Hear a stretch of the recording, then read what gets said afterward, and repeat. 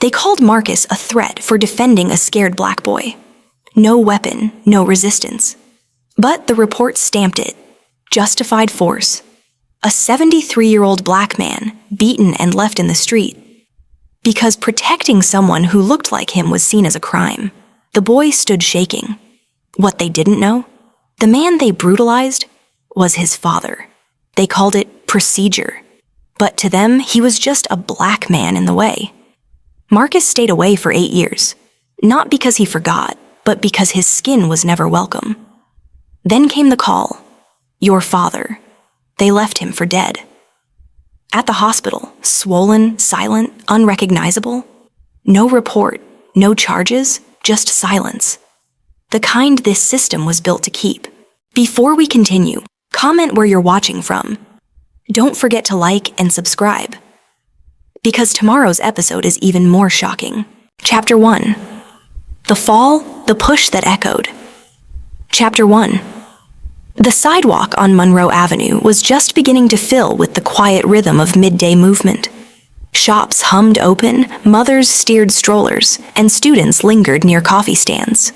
Ghani Marshall, 73, stepped cautiously along the concrete path with his weathered cane, tapping a slow beat beneath his feet. He was dressed cleanly, pressed slacks, a brown corduroy jacket, and the beige flat cap he'd worn since his youngest son's graduation. Ghani wasn't in a hurry. He never was these days. His legs moved slower, sure, but not without purpose. Every morning, he walked to the same bench near the corner flower stall, sat under the sycamore tree, and watched the world try to ignore him. Until that day. A patrol cruiser slowed beside him. The engine's low rumble broke his rhythm. Ghani glanced sideways but kept walking. His spine was too proud to bend for suspicion, even when he knew what was coming. He had lived through Selma, Watts, and a half-century of random stops. The cruiser rolled to a stop. 2 officers stepped out, young, white, stiff-backed, like they were still trying to prove something to someone. "Sir," the taller one barked, "we had a call about a suspicious individual matching your description. Please stop." Ghani stopped, turned, met the officer's eyes. "Description?" he asked, his voice calm but dry. "And what would that be?" The shorter officer hesitated. "Elderly black male, brown jacket, loitering near a storefront." "I've walked this route for 10 years, Ghani replied. "I sit on a bench. I read my paper. That's loitering now?" "Do you have ID?" the taller one demanded. Ghani reached into his inner jacket pocket, slow and deliberate. His cane wobbled. The motion drew the taller officer closer. A pedestrian stopped. Then another. What happened next was too fast for Ghani, but too familiar. The officer grabbed his wrist, not rough, but not respectful. Ghani flinched, his cane dropped. The taller cop shoved him hard in the chest. A single violent push. Ghani stumbled backward. He didn't cry out, but his eyes widened, shock not just from pain, but the insult of it. The ground met his body with a heavy thud. His head grazed the edge of the curb. Blood pooled at the back of his scalp. People screamed. Phones came out. The officers stepped forward, radioing for an ambulance like it absolved them. The shorter one crouched awkwardly, trying to check Ghani's pulse while avoiding the judgment in the crowd's silence. And then, someone shouted, "I got it on video." The officer froze. A girl in her 20s held up her phone, already live. Her voice trembled with fury.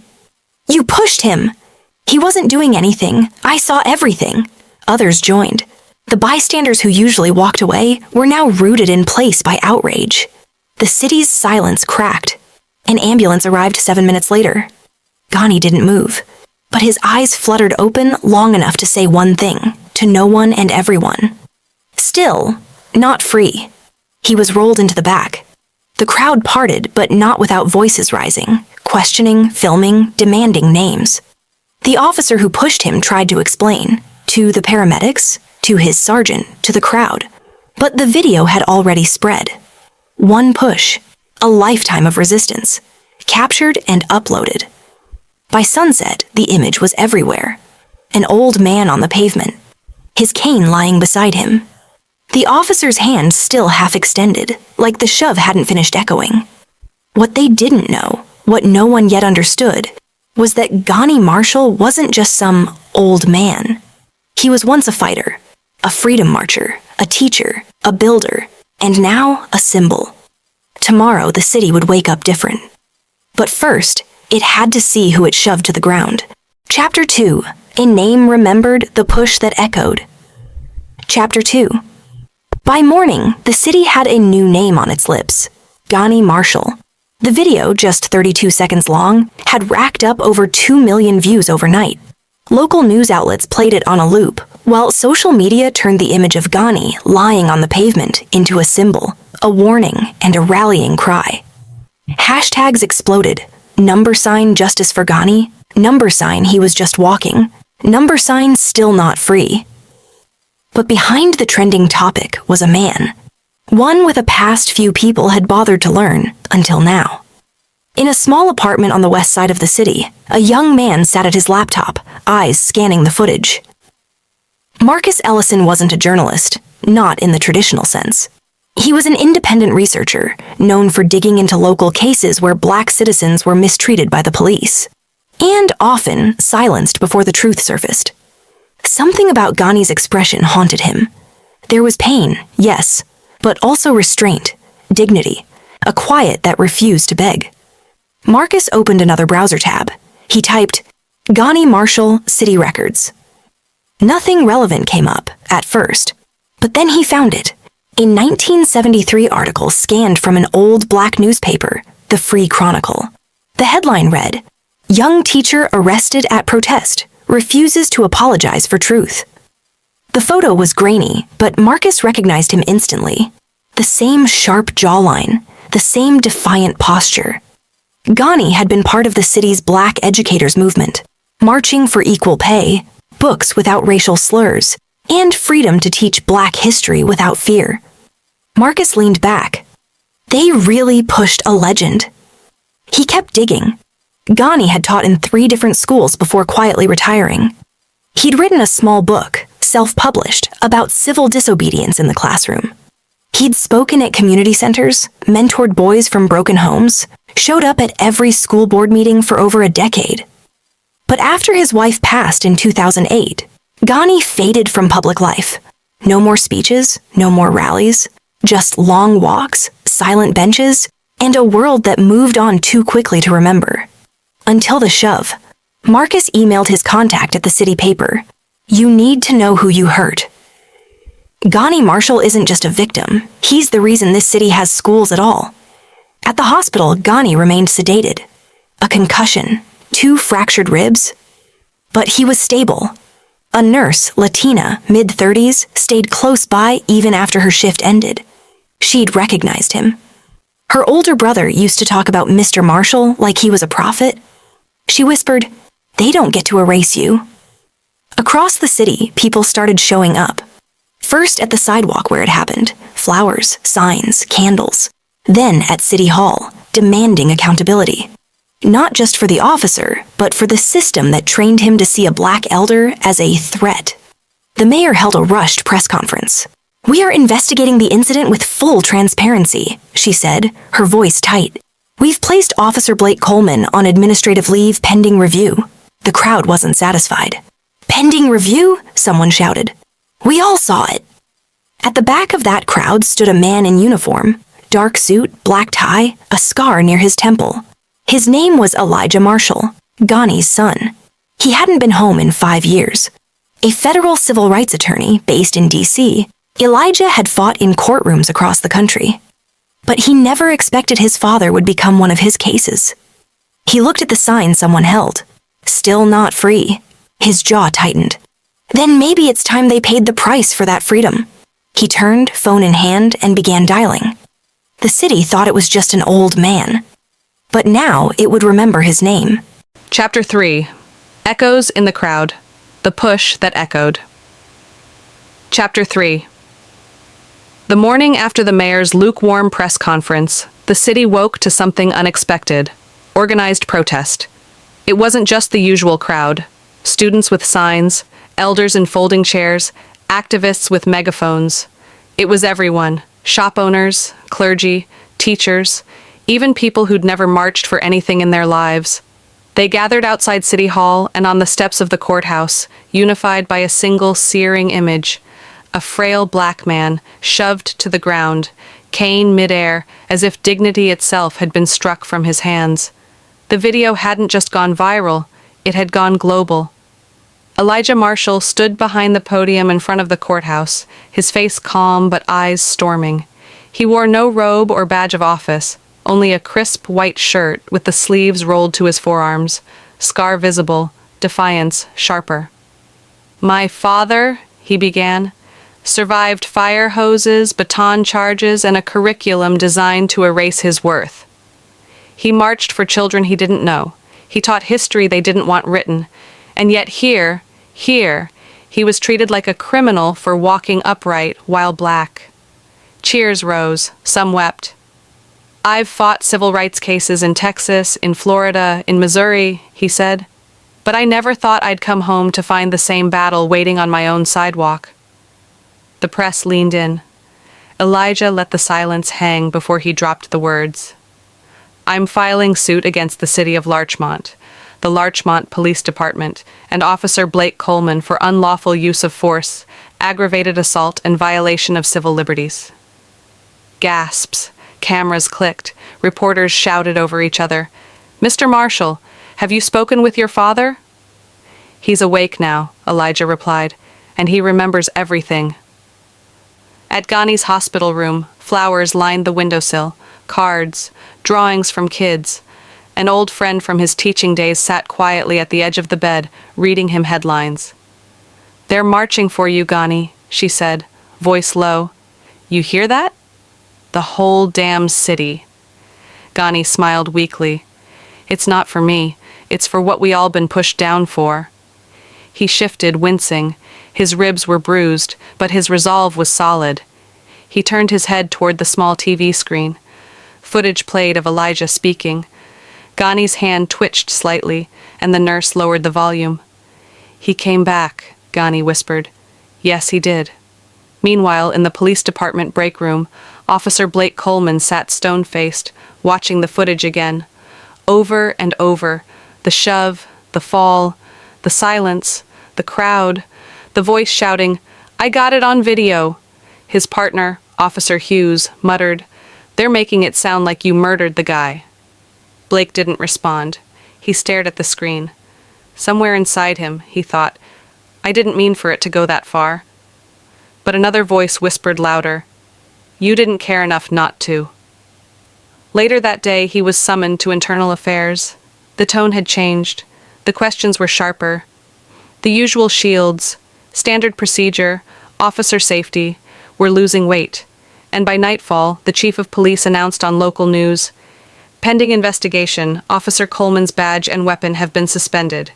We are cooperating fully with the district attorney's inquiry, but outside the precinct, protesters weren't asking for suspension. They were chanting one word: fired." In the crowd that night stood Maya Green, a quiet woman in her 50s with a clipboard. She moved through the crowd carefully, asking witnesses to write down what they saw. She wasn't loud. She didn't post online, but she had seen everything from less than 10 feet away.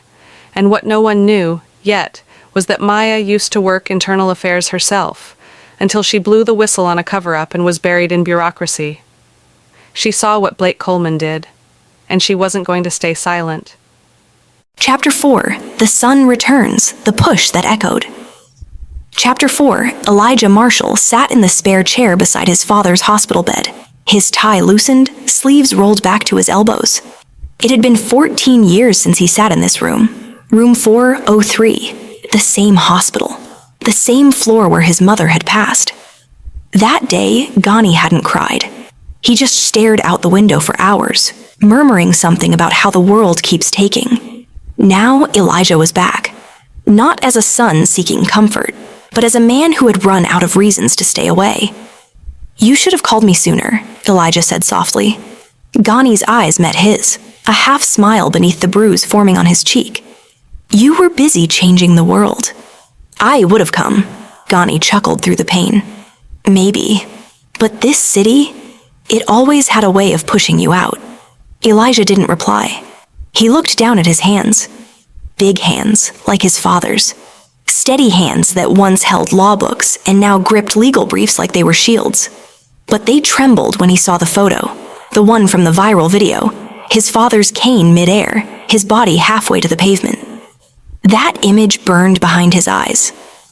"I'm staying," Elijah said, "until this is over." Ghani nodded slowly. "Then make them see, son. Not just what they did, but who they did it to." Downtown, a small law office flickered to life.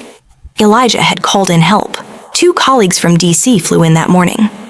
Within hours, they'd turned a modest office into a legal war room. The case wasn't just about one officer. It was about decades, patterns, policy, negligence disguised as neutrality. Elijah moved between whiteboards covered in timelines and names. He pointed to one string. "Officer Blake Coleman, 3 complaints in 4 years. We need the footage from his body cam," he said, "and from the convenience store nearby." "Already subpoenaed," one of his colleagues said, "but the city's stalling. Then we make them sweat in public." He drafted a statement for the press. "Justice for Ghani Marshall isn't vengeance. It's exposure. We demand full body cam release, a federal investigation into use of force policies, and permanent disciplinary action against Officer Coleman. Silence is no longer an option." Across town, inside her modest apartment, Maya Green watched Elijah on TV. His voice was sharp, articulate, and carried something deeper than anger, clarity. She pulled out her old folder, labeled Larchmont PD, Internal Misconduct. In it were names, patterns, her own sworn affidavits that were buried after she went public years ago. And Blake Coleman's name was in there. She picked up her phone, dialed the number at the bottom of Elijah's press release. "Marshall Legal," said the assistant. "My name is Maya Green," she said. "I used to investigate cops like Coleman. I have something you need to see." Later that night, Elijah sat alone outside the hospital. The city buzzed beyond the streetlights. A few kids rode bikes across the parking lot, laughing. For a moment, he allowed the sound to settle him, until his phone buzzed. It was a message from a local community leader.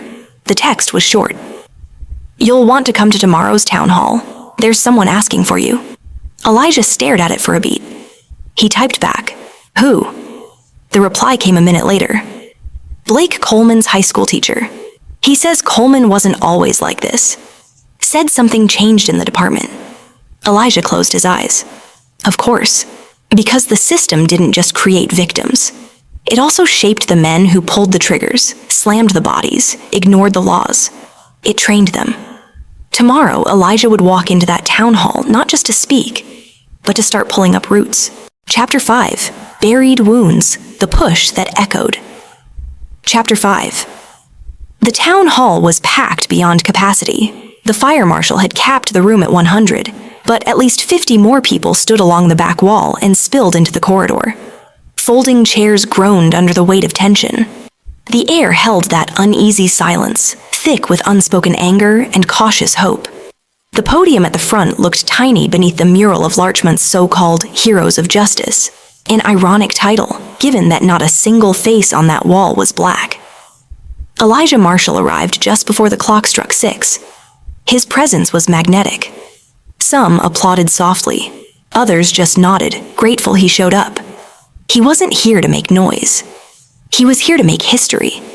But before he could speak, a quiet voice called out from the front row. "Mr. Marshall?" Elijah turned. A man in his late 60s stood up, holding a manila folder. He wore a faded school staff badge around his neck. "My name's Harold Kinley. I taught Officer Coleman in high school." U.S. history whispers ran through the crowd. "I've seen the footage, and I know what he did. But I also know that boy wasn't raised like that," Harold said. "He wasn't a saint, but he respected people. Something changed." Elijah gestured for him to continue. Harold opened the folder. "In 2019, I sent a letter to the city council. I warned them that Coleman had filed internal requests to be transferred to a division with more authority presence. He used that phrase. I flagged it. Never heard back." He handed the paper to Elijah. And there it was, in black and white. A department actively fast-tracking officers into street patrols based on aggressive behavioral profiles. Not training to de-escalate, but to dominate. Elijah's pulse quickened. Buried wounds. They weren't just individual mistakes. They were cultivated behaviors. Back at the hospital, Ghani scrolled slowly through a tablet someone had brought him. His fingers trembled slightly, not from age, but from weight. Every headline carried his name. Every story, a version of the truth. But what struck him most was a video clip. A young black boy, maybe 12, standing at the protest with a sign that read, "If they can push Mr. Marshall, they can push my grandpa too." The boy turned to the camera. "He taught my dad. My dad said Mr. Marshall never raised his voice, never had to. He just made you want to be better." Ghani's throat tightened. He closed his eyes. The wounds he carried weren't all visible. Some were decades deep. Scars from classroom fights with bigotry, from being called boy in faculty meetings, from watching other teachers steal credit for his work. But none of it had prepared him for being thrown to the ground at 73 in the city he gave his life to. He whispered to himself, "Don't let this end with pity." That same night, Elijah met with Maya Green. They sat across from each other in the legal office, the city lights flickering outside. "This is everything," Maya said, sliding her own file across the table. The records were damning. Misconduct complaints buried under layers of internal rewrites. Officers reassigned instead of disciplined. One even promoted. "They told me to stop asking questions," she said. "So I left before they could make me disappear."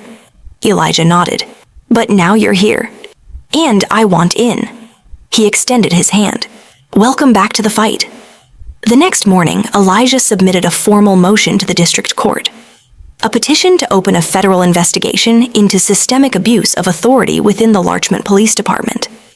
The city's mayor responded within hours, nervously. She announced the formation of a community oversight committee. A stall tactic. Elijah wasn't impressed. "No more panels. We want prosecutions." As the pressure mounted, Officer Blake Coleman was moved from unpaid suspension to official indictment on third-degree assault. But the wounds weren't healing.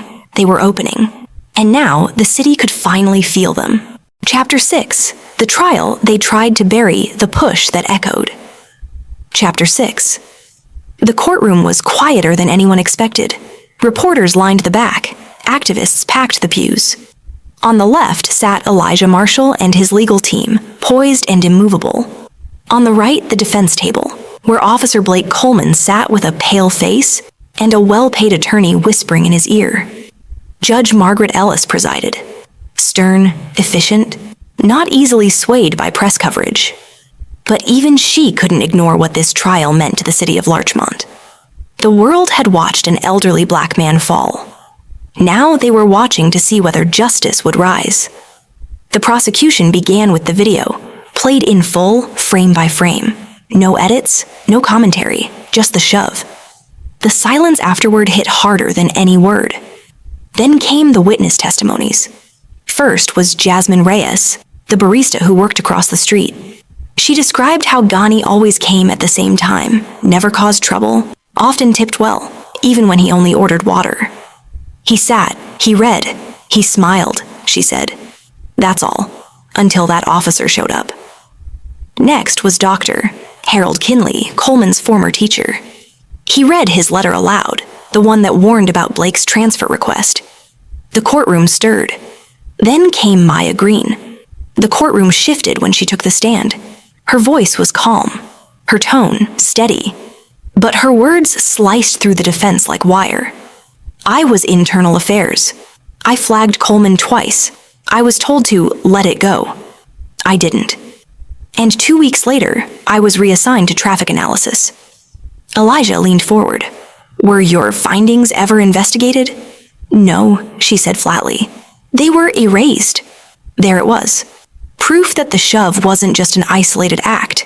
It was a symptom of something deeper, older, and carefully hidden. The defense tried their tactics. They played grainy footage from another day, suggesting Ghani had once yelled at a passerby.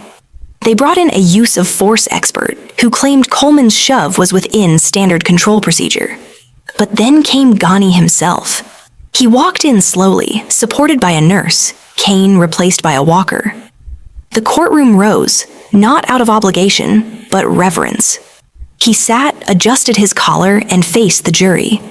"I've been black in this country longer than most of you been alive," he began. "So I know when I'm being disrespected. I know the difference between a question and a command. That man didn't ask me anything. He decided I was a problem before I said a word." He paused. "I've been jailed in the 60s for marching, spat on for teaching my students their own history. But I've never been treated with the violence I saw in that officer's eyes. And not once did I lift a hand in return." Tears ran down the cheeks of a woman in the jury box. Elijah stood. No further questions. The trial lasted 4 more days. On the final day, Elijah addressed the jury. "You've seen the footage, you've heard the voices, but more than anything, I want you to ask yourself, if this city can shove down its elders in daylight, what else has it buried in the dark?" He looked at each juror. "This isn't just about my father. This is about whether black lives have boundaries in this city. Boundaries drawn not by laws, but by fear, by assumption, by silence." He paused. "And if those boundaries aren't punished, then they'll become policy." The jury deliberated for 10 hours. That night, the verdict came in. Guilty of 3rd-degree assault. But the sentence? Probation? Mandatory training? No jail time? Gasps? Then silence. Then rage. Outside the courthouse, the crowd erupted, not in celebration, but disbelief. Elijah stepped to the microphones, his voice low but sharp. "We got a verdict, not justice, not yet." Behind him, Ghani stood, not pushed, not bent, and for the first time in weeks, he raised his cane, not as support, but as symbol. They tried to bury the trial, but instead they unearthed a movement. Chapter 7. When Silence Breaks, the Push That Echoed. Chapter 7. The courtroom was empty now, the cameras packed up, the headlines shifted. The city moved on, at least that's what officials hoped. But Larchmont wasn't quiet. It was rumbling. The verdict had stung. Not just the slap-on-the-wrist sentence, but the way it echoed history, decades of bruises swept beneath legal carpets. The mayor released a carefully worded statement, calling it a step forward in a complicated case. Police Chief Harland urged healing and reflection. But outside the courthouse, healing hadn't begun. It was burning, and this time it burned with names. Maya Green sat at the center of it. In the weeks since the trial, she had become a quiet leader, compiling testimonies from residents, stories that mirrored Ghani's. People who had been stopped for matching a description, searched for walking home too slowly, ignored when reporting crimes. She started a series called Unheard Reports. Dozens of stories, each with dates, locations, badge numbers. At first, no one responded. But then, one by one, former officers reached out. The first was Terrence Lewis. He'd left the Larchmont PD 6 years earlier, after a complaint about racial profiling he said was encouraged by his sergeant. Internal Affairs ignored him. He was reassigned, then resigned. He contacted Maya and Elijah. "I was told to patrol the North End harder," he said, "because it keeps them in line." Then came Rosa Delgado.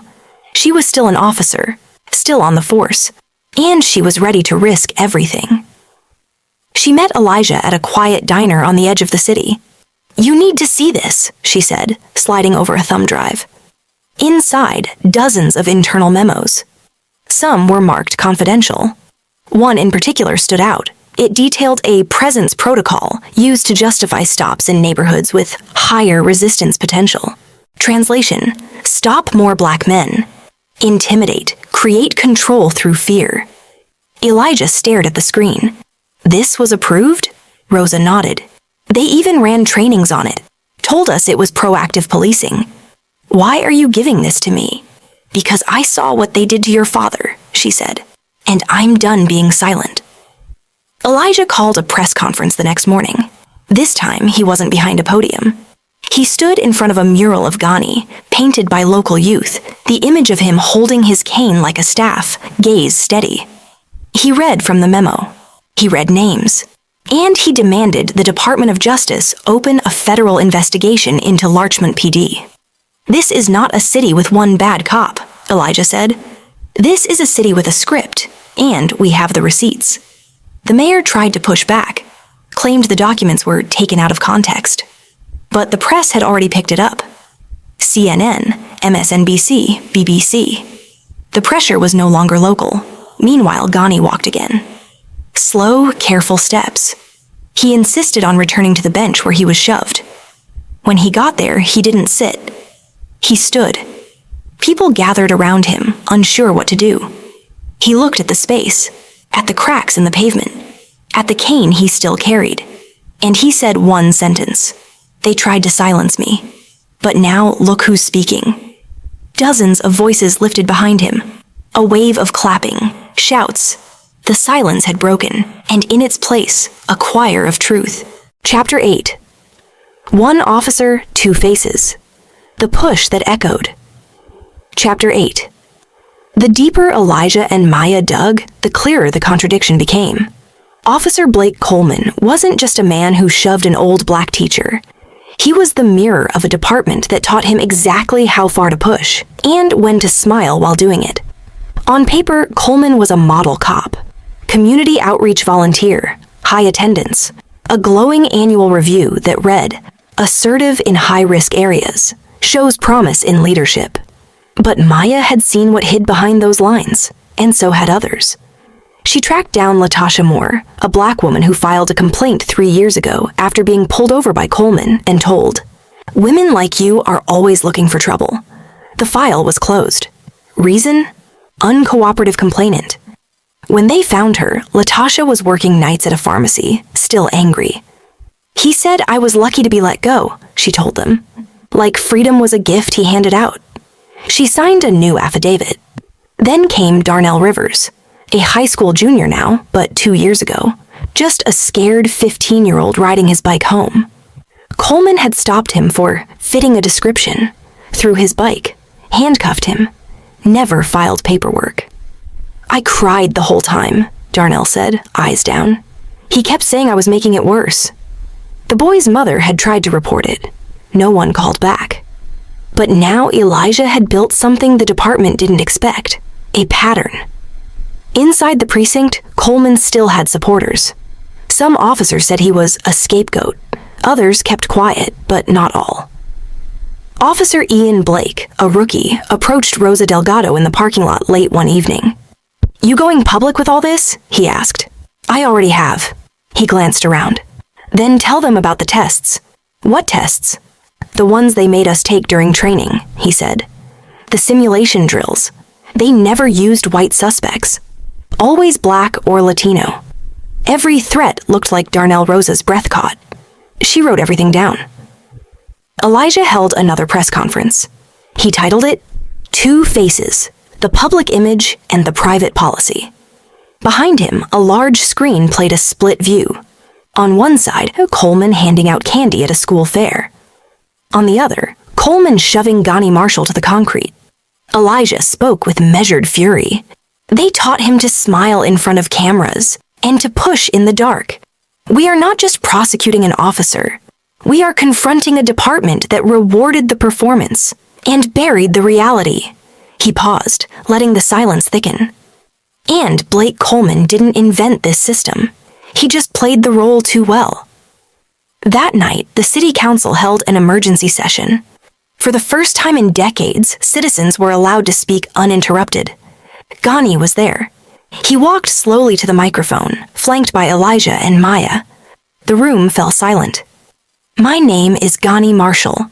Some of you know me from schools you've closed, books you've banned, and benches you walk past. I came here not for vengeance, but to see whether this city still wants to be worth loving." He looked at the police chief, then the mayor, then the officers in the back. "If this was just about one cop, I'd forgive it. I've forgiven worse. But it's not. You all watched it happen, for years. And none of you stood up." He tapped his cane once against the floor. "Now I'm asking, will you finally stand up now?" No one clapped. No one needed to.